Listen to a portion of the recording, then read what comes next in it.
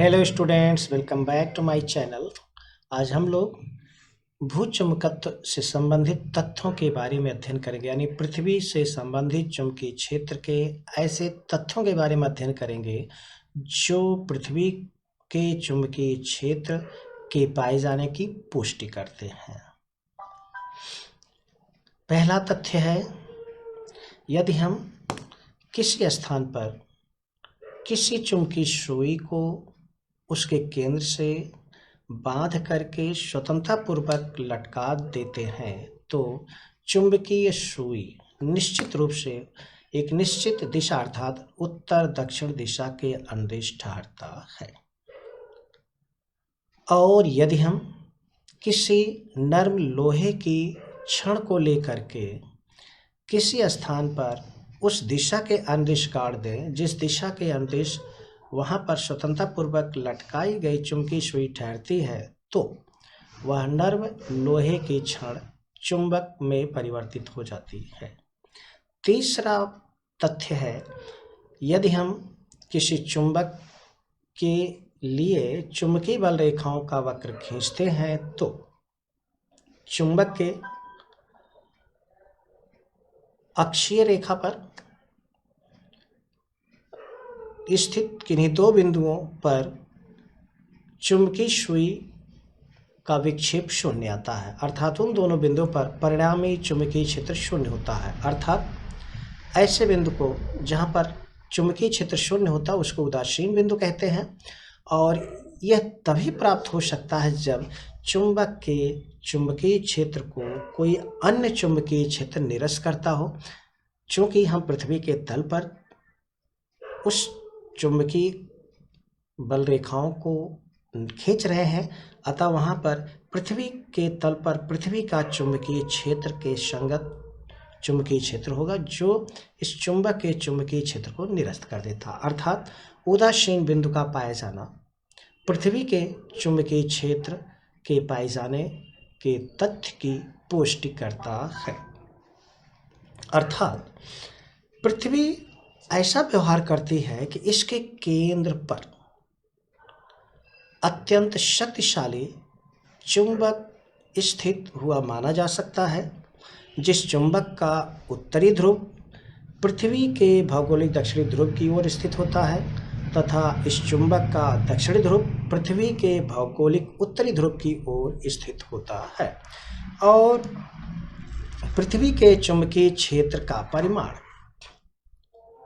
BE चुंबकीय क्षेत्र का परिमाण 10⁻⁻5 टेस्ला होता है तथा ऐसा चुंबक जिसको पृथ्वी के केंद्रीय भाग में स्थित हुआ माना जा रहा है अर्थात परिकल्पना की जा रही है, उसका चुंबकीय आघूर्ण 8.0 × 10⁻22 जूल पर टेस्ला होता है।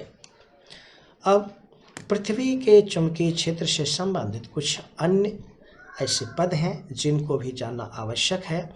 उनमें से पहला है भौगोलिक अक्ष। पृथ्वी जिस परिकल्पित घूर्णन के परितः घूमती है, चक्कर लगाती है यानी स्पिन मोशन करती है, उसको भौगोलिक अक्ष कहते हैं। अथवा पृथ्वी के उत्तरी भौगोलिक ध्रुव को और दक्षिणी भौगोलिक ध्रुव को यानी भौगोलिक उत्तरी ध्रुव और भौगोलिक दक्षिणी ध्रुव को मिलाने वाली रेखा को भौगोलिक अक्ष कहते हैं। Geographical axis is a line joining the northern geographical pole and southern geographical pole। उसके बाद आता है जियोमैग्नेटिक एक्सिस, भूचुंबकीय अक्ष। चुंबकीय अक्ष को समझने के पहले चुंबकीय ध्रुवों को समझना पड़ेगा।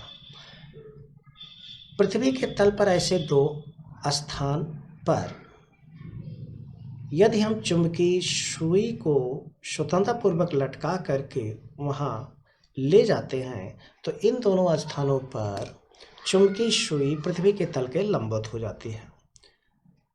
ऐसे दो स्थान जहां पर चुंबकीय सुई पृथ्वी के तल के लंबवत हो जाती है, ऐसे दोनों स्थानों को अथवा बिंदुओं को चुंबकीय ध्रुव कहते हैं, जिसे मैग्नेटिक नॉर्थ पोल और मैग्नेटिक साउथ पोल के द्वारा यहाँ पर दर्शाया जा रहा है। यानी पृथ्वी के तल पर स्थित ऐसे दो बिंदु स्थान जहाँ पर चुंबकीय सुई पृथ्वी के तल के अवलंबित हो जाती है, ऐसे दोनों स्थानों को चुंबकीय ध्रुव कहते हैं।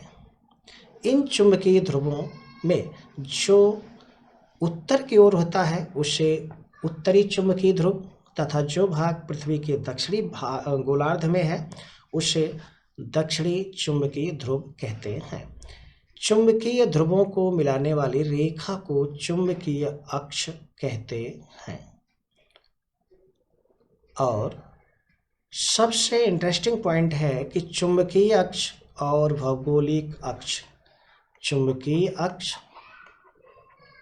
एवं भौगोलिक अक्ष, ये दोनों अक्ष परस्पर संपाती नहीं होते हैं। यानी geographical axis and geomagnetic axis are not coincidence, अर्थात ये संपाती नहीं होते हैं बल्कि एक दूसरे से कुछ कोण को अंतरित करते हैं और इस कोण का मान है 11.5 डिग्री, अर्थात चुंबकीय अक्ष और भौगोलिक अक्ष परस्पर 11.5 डिग्री का कोण अंतरित करते हैं। इसके बाद नेक्स्ट पॉइंट आता है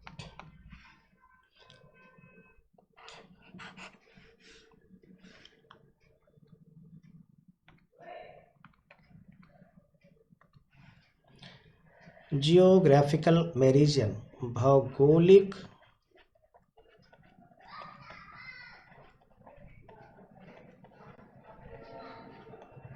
यामोत्तर।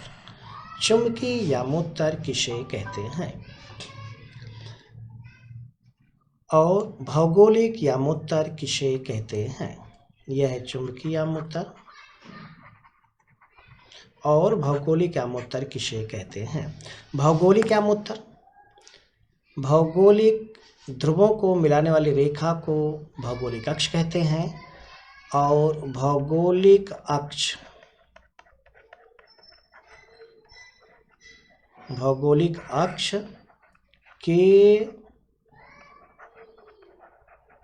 अभिलंबवत गुजरने वाले ऊर्ध्व तल को भौगोलिक यामोत्तर कहते हैं। यानी भौगोलिक यामोत्तर वह ऊर्ध्व तल है जो भौगोलिक अक्ष से हो करके गुजरता है। यानी that vertical plane passing through the geographical axis is called geographical meridien, यानी एक ऐसा ऊर्ध्वतल जो भौगोलिक अक्ष से होकर के गुजरता है उसे भौगोलिक यामोत्तर कहते हैं। और यदि किसी स्थान पर स्वतंत्रता पूर्वक लटकाई गई चुंबकीय सुई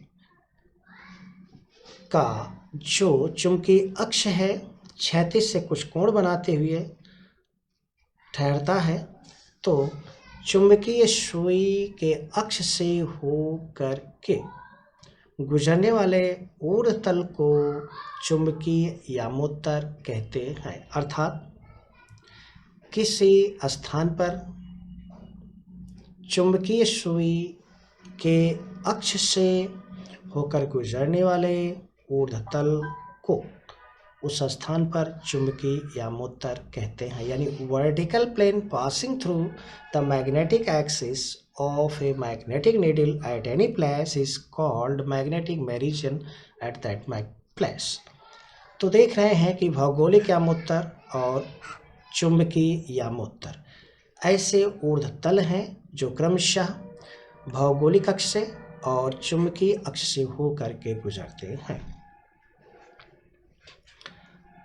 Okay, thanks for watching the video.